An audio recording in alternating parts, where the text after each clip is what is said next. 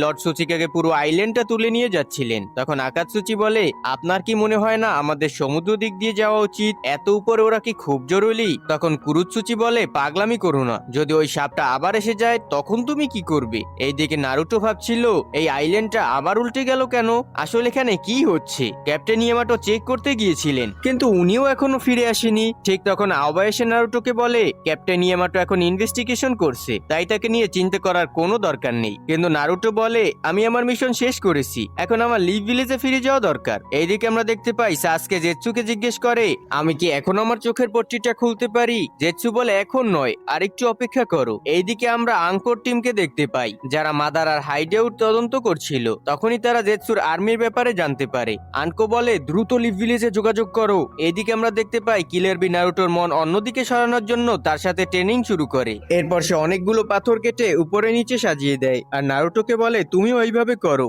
এরপর নারুটো নাইনটেলসের চাকরা ব্যবহার করে সেই পাথরগুলো তুলতে থাকে, কিন্তু নারুটো সে পাথরগুলো গুঁড়ো করে ফেলে। তখন কিলার বি বলে, নারুটো তুমি নাইনটেলসের চাকরা কন্ট্রোল করতে শিখে গেছো, কিন্তু তুমি অনেক বেশি পাওয়ার ব্যবহার করছো, এটাকে একটু কমাও। এরপর নারুটো আবার চেষ্টা করে, এবার সে একটি পাথর তুলে রাখতে পারে। এইদিকে মোটোই ভাবছিল, খুব ভালো কিলার বি, এখন আমাদের আরো সময় পাওয়া গেল। এইদিকে হিডেন ক্লাউডে আমরা দেখতে পাই সুচিকাকে পুরো আইল্যান্ড তুলে নিয়ে এসেছে আর মিজুকাকে এসে তাদের স্বাগতম জানায়। আর সে জিজ্ঞেস করে সেখানে কি কি হয়েছে। তখন সুচিকাকে বলে, আমরা নাইনটেলকে তো রক্ষা করেছি, কিন্তু ওই উড স্টাইল ইউজারকে কিডন্যাপ করে নিয়ে গেছে তারা। তখন মিজুকাকে বলে, এর মানে তারা শত্রুরা আমাদের সম্পর্কে আরো তথ্য পেয়ে যাবে। এইদিকে কাবুটো মাদারাকে বলছিল, তুমি এর কাছ থেকে অনেক তথ্য বের করতে পারবে, শুধু খেয়াল রেখো সেজন্য মারা না যায়। তখন মাদারা দেখতে পায় কাবুটো ইয়ামাটোর ভেতরে বিষ ঢুকিয়ে দিয়েছে, যার কারণে সে তার কোনো জুৎসু ব্যবহার করতে পারছে না। এইদিকে আনকোর টিম সব কাগেদের মাদারার হাইডআউটের লোকেশন জানিয়ে দেয়। এরপর সব কাগে মিলে যুদ্ধের প্রস্তুতি নিতে থাকে। এরপর লেডি চুনারে শিকাকুকে বলে,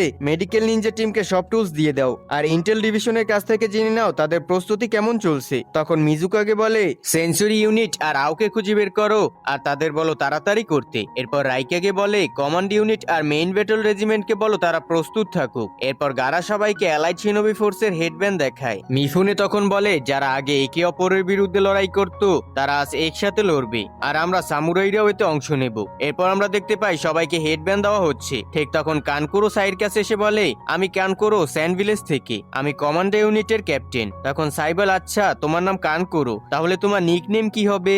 এরপর আমরা দেখতে পাই শিজুনেকে মেডিকেল ইউনিটের ক্যাপ্টেন করা হয় আর ইনোইচিকে ইন্টেল ডিভিশনের ক্যাপ্টেন করা হয়। ইনোইচি তখন সবাইকে বলে, আমাদের কাজ হলো তথ্য আদান প্রদান করা আর পুরোপুরি তা সঠিক হতে হবে, এজন্য আমাদের মন সবসময় শান্ত রাখতে হবে। এদিকে আও হলো সেন্সিরি ইউনিটের ক্যাপ্টেন আর সে বলে, আমরাই অ্যালাইড শিনোবি ফোর্সের চোখ, তাই সবাইকে একদম সতর্ক থাকতে হবে। এরপর আমরা দেখতে পাই সকল শিনোবিরা একত্র হয়ে যাচ্ছে। শিকেমারু তখন বলে, আমাদের 5 ইউনিটে ভাগ করা হয়েছে। প্রথম ইউনিটে যারা আছে তারা মিড রেঞ্জে অস্ত্র ব্যবহার করে লড়াই করে আর দ্বিতীয় ইউনিটে যারা আছে তারা ক্লোজ রেঞ্জে হ্যান্ড টু হ্যান্ড ফাইট করে আর এরা ফ্রন্ট লাইনে থাকবে। তৃতীয় ইউনিট প্রথম আর দ্বিতীয় ইউনিটকে সাপোর্ট দেবে, এজন্য তাদের প্রচুর শক্তি আর গতির দরকার। আর চতুর্থ ইউনিটে হলো লং রেঞ্জ ফাইটাররা আর তাদের কাজ হলো তৃতীয় ইউনিটকে সাপোর্ট দেওয়া। আর সবশেষে পঞ্চম ইউনিটে যারা আছে তারা স্পেশাল কিছু নিনজা টুল ব্যবহার করে। তখন তেমারি বলে, 80,000 শিনোবিকে এমন ভাবে ভাগ করা সত্যি শিকাকু দারুণ কাজ করেছে, নিজের বাবার নাম কিন্তু খারাপ করো না। এরপর আমরা দেখতে পাই সব কোম্পানির ক্যাপ্টেনরা চলে এসেছে